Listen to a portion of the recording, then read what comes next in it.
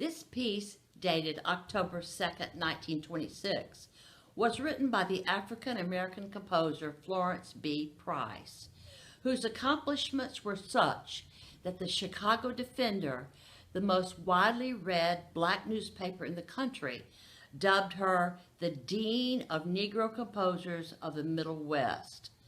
Price was the first African-American woman composer to have an orchestral work played by a major orchestra. She wrote 4 symphonies, 2 violin concertos, a piano concerto, chamber music, music for organ, piano, voice, choir, approximately 300 works. But after her death in 1953, her music lay in obscurity until the last few years. Because of the quality of her music and the interest in African American studies, scholars and performers are bringing her music to the public. Price wrote many piano pieces for her students, from elementary through advanced. Today, I will focus on piano pieces that were published for the first time in the last year.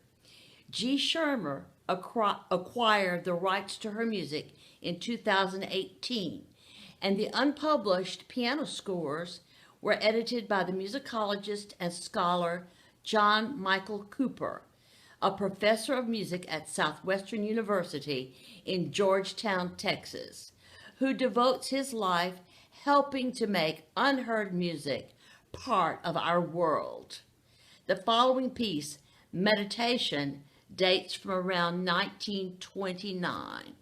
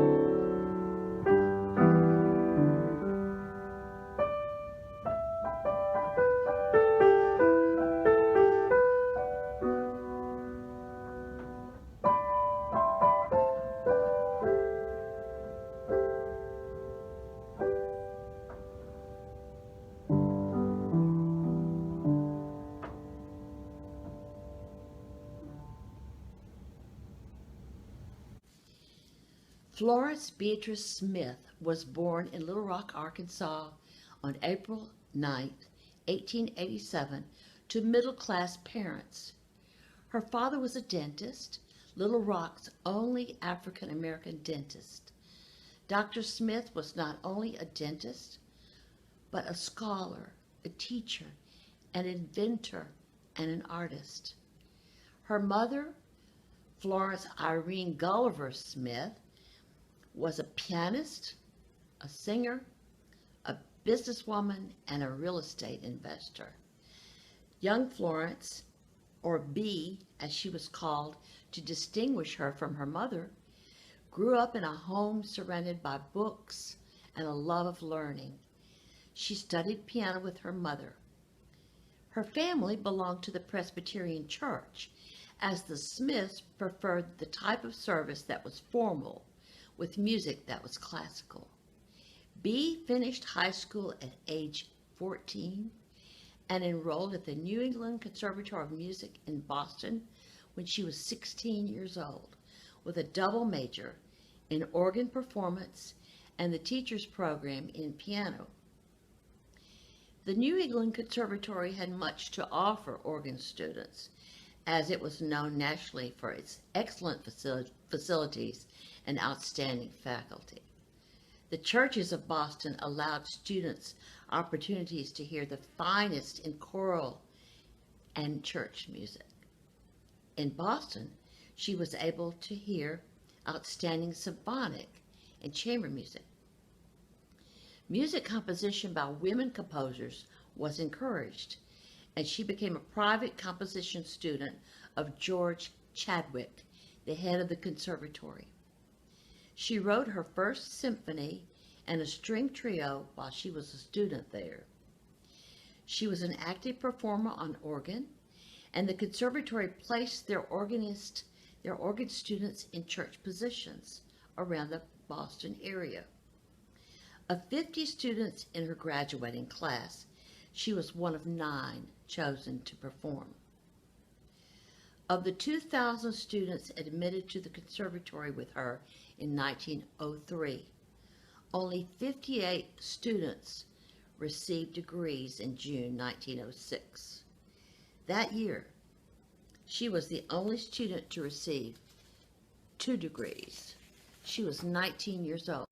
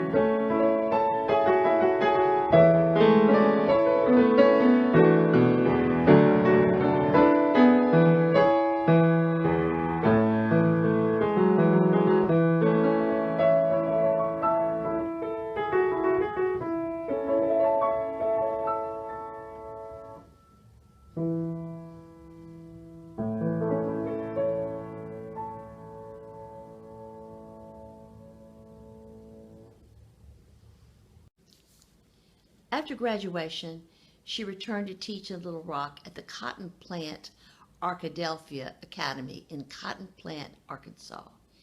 Then she taught at Shorter College in North Little Rock, one of 3 four-year colleges for black students. In 1910, her father died, and her mother moved to Indianapolis to be with her family. Florence Beatrice left Little Rock at age 23 to become head of the music department at Clark University in Atlanta. She was appointed composer, artist in residence, and music teacher, and there she made many professional contacts and brought some of the outstanding music artists of the day to campus.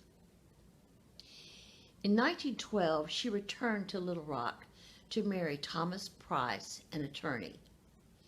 For the next few years, she was active in the musical life of Little Rock. She taught piano and violin, and many of her compositions from this time were songs or pieces for piano for her students. When she applied to the Arkansas State Music Teachers Association, in spite of impeccable academic and teaching credentials, she was denied admission because of her color. The Prices had 3 children, only 2 of whom survived. Her daughters were Florence Louise and Edith Cassandra. This piece, written in 1932, was written for Florence Louise. It's entitled, Child Asleep.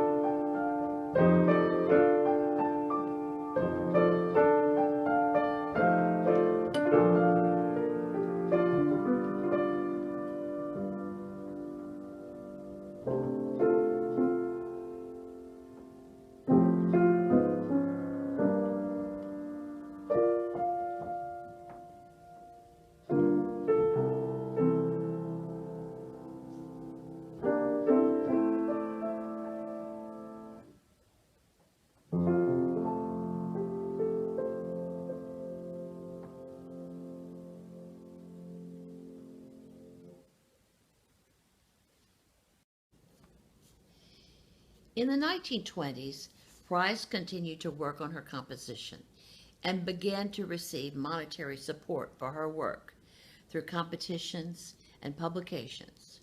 Her husband entered her piece at the Cotton Gin, a Southern sketch, in a contest without her knowledge, and she won not only cash, but publication by G. Shermer. One piece that was rejected for publication in the 1920s was Impromptu, now published for the first time.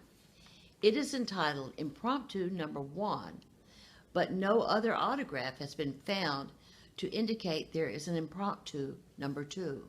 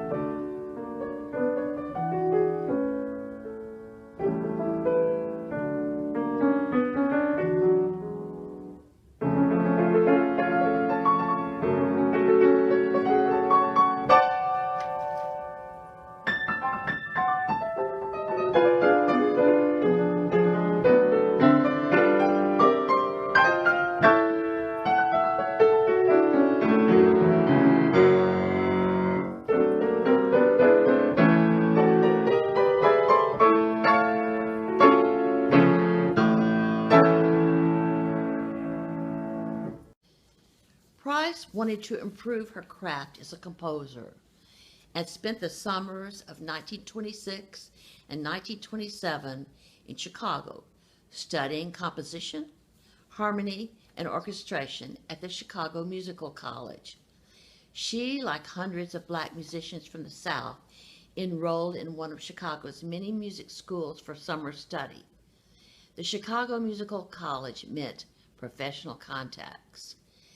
Racial tensions became unbearable in Little Rock for the Price family, and in 1928, like many black families from the South, they moved to Chicago, which was considered to be a land of opportunity.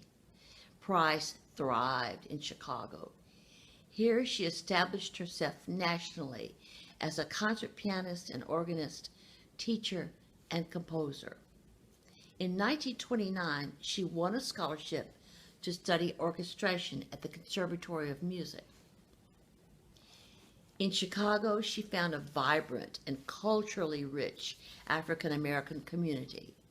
The period from 1935 to 1950 was known as the Chicago Renaissance. Negroes were thriving in all of the arts: literature, poetry, dance, theater, the visual arts, and especially music. Vaudeville, jazz, blues, gospel, and concert music could be heard everywhere. In churches, concert halls, a black-owned theater, and the stage. Churches in the city were at the center of much of the black community's classical music activity. Price affiliated with the Grace Presbyterian Church, a church that attracted only fair-skinned blacks who were middle class and well-educated professionals. Popular events were choral competitions and music festivals. Orchestra Hall was the scene of many performances by black college and professional choirs. Price became active in the National Association of Negro Musicians, an organization founded to promote black classical music and to support African American composers and performers of concert music. In 1922, a second Chicago branch of NAM formed, named for composer R. Nathaniel Dett. Price became one of the most active members of the club. Through this organization, she met many distinguished members of the Chicago Music Association.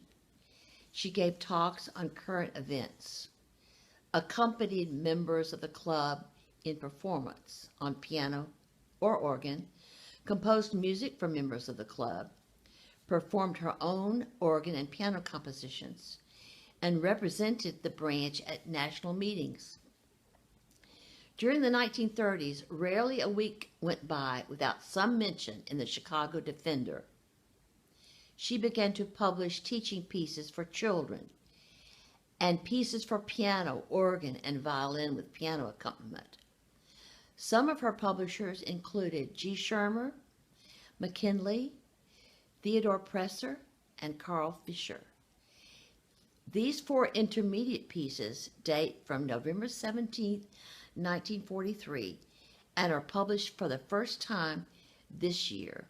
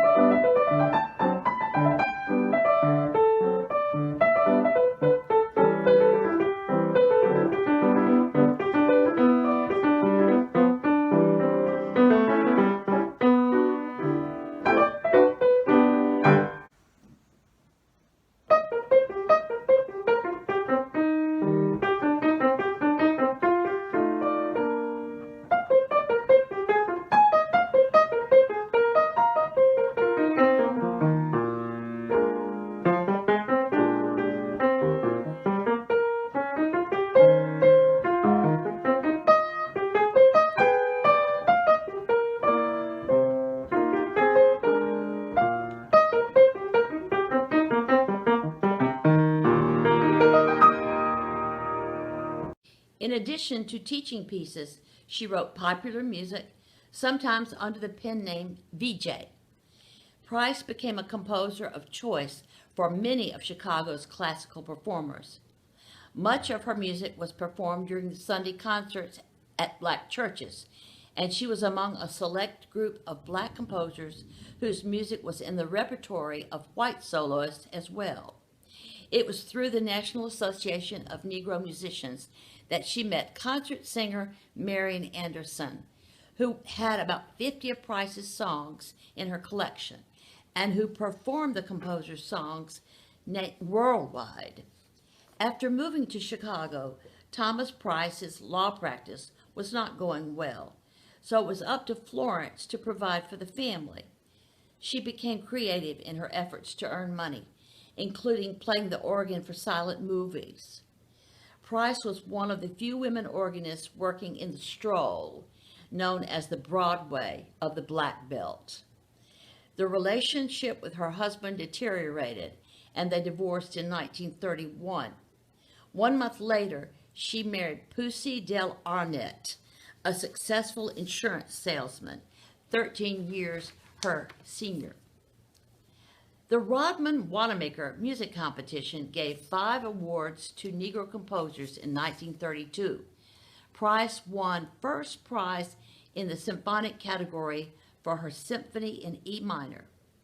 She won first prize in the piano composition category for her sonata in E minor, which is now listed as a required piece by the National Federation of Music Clubs for their Junior Festival. This difficult sonata in 3 movements was a welcome addition to the advanced repertoire for pianists. In the Wanamaker competition, she tied for honorable mention with her Fantasy No. 4. This work was revised and later became Price's Fantasy Negre No. 4, which was premiered in Chicago in 1937 by Marion Hall, who later became my teacher at Indiana University. Price's work began to be noticed. In June 1933, Frederick Stock, conductor of the Chicago Symphony Orchestra, premiered her symphony in E minor at the Century of Progress Exposition, Chicago's 1933 World's Fair. Thus, Price became the first African-American woman composer to have a major symphonic work played by a major symphonic orchestra. The concert was attended by hundreds, including John Alden Carpenter, George Gershwin, and Adlai Stevenson. Lengthy reviews were carried in all the papers the following day. One critic said, quote, "It is believed that an outstanding composer has been discovered," end quote.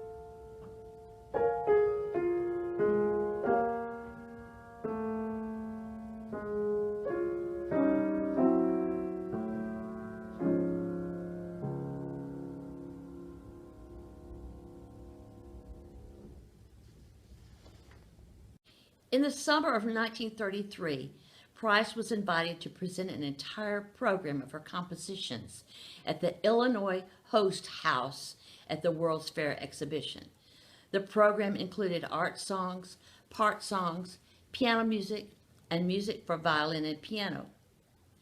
In 1934, she premiered her piano concerto in one movement at Orchestra Hall for the commencement exercises of the Chicago Musical College, where she was taking graduate courses in composition and orchestration.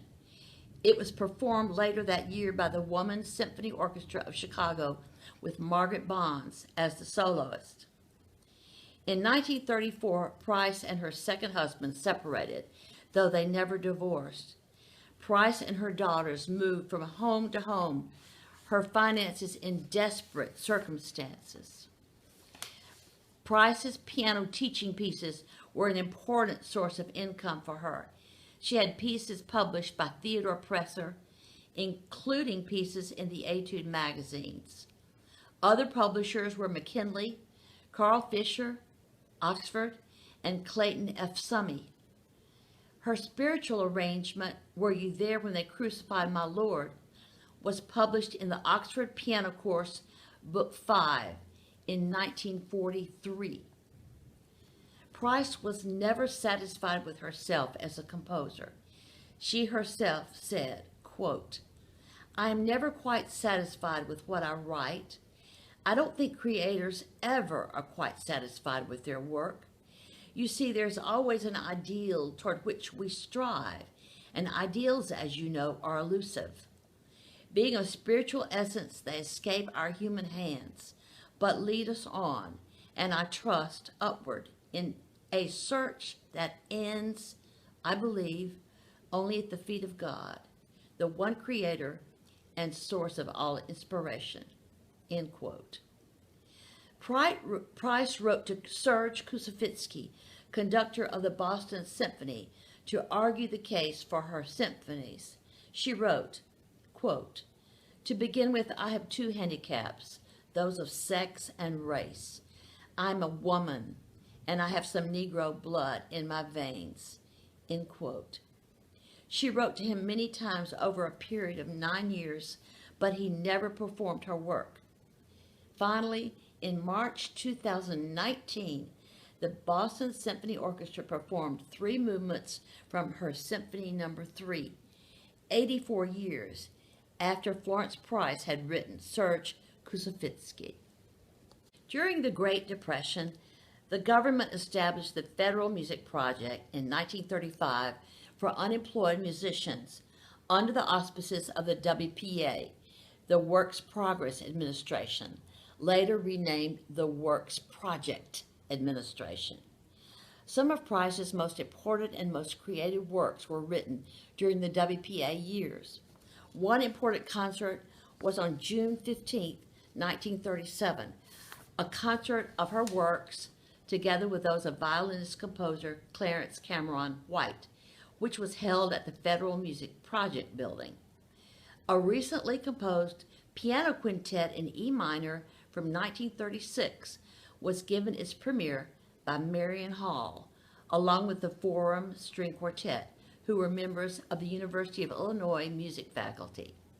It was also at this concert that Marion Hall premiered Price's Fantasie Negra No. 4 in B minor. Price became well known in Michigan through the WPA Symphony Orchestra. They performed her Symphony No. 3 in C minor, a concert attended by Eleanor Roosevelt, a staunch supporter of the WPA. Mrs. Roosevelt wrote in her nationally syndicated column, My Day, quote, "They played 2 movements in a new symphony by Florence Price, one of the few women to write symphonic music. She is a colored woman and a native of Chicago who has certainly made a contribution to our music." End quote. In 1941, Price and her daughters moved to the Abraham Lincoln Center in Chicago. The center contained several floors. Price and her daughters lived on the 7th floor. She had a studio on the 6th floor, and some floors were used as classrooms, with small rooms for lectures and poetry readings. Price was the only black teacher living there. As the most well-trained piano teacher, she had a huge studio, numbering at one time close to 100 students. The center had musical programs every month. One of the concerts on April 15th, 1948, honored Price, featuring an evening of her music.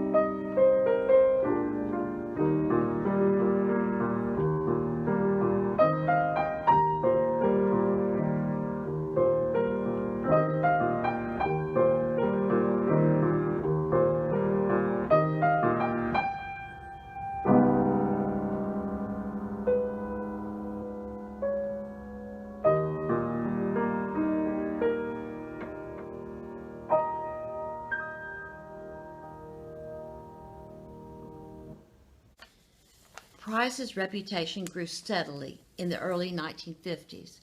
Her works were being presented throughout the United States and Canada, and she was earning recognition abroad. In 1951, she received a commission from Sir John Barbaroli, conductor of the Hala Orchestra in Manchester, England, to write a concert overture for orchestra based on Black American spirituals. In the next 18 months, she completed a second violin concerto and wrote a chamber work called Seagulls, which won first place in the Lakeview Musical Society competition. The U.S. Marine Band performed her 3 Negro dances on numerous occasions. Price arranged it for orchestra and was present on February 18, 1953, when it was performed by the Chicago Symphony on a television pops concert. In 1953, Price planned a trip to Europe. She was to receive an award in Paris in the spring, and she would combine it with her always hoped-for sightseeing vacation in France and England. She never got to go. She died June 3, 1953, of a cerebral hemorrhage due to hypertensive cardiovascular disease. After her death, interest in her music waned. However, there is now a resurgence of interest in her music, including performances by major U.S. orchestras, and the recordings of her music in all genres, and the building of the Florence B. Price Elementary School in Chicago, dedicated November 1964.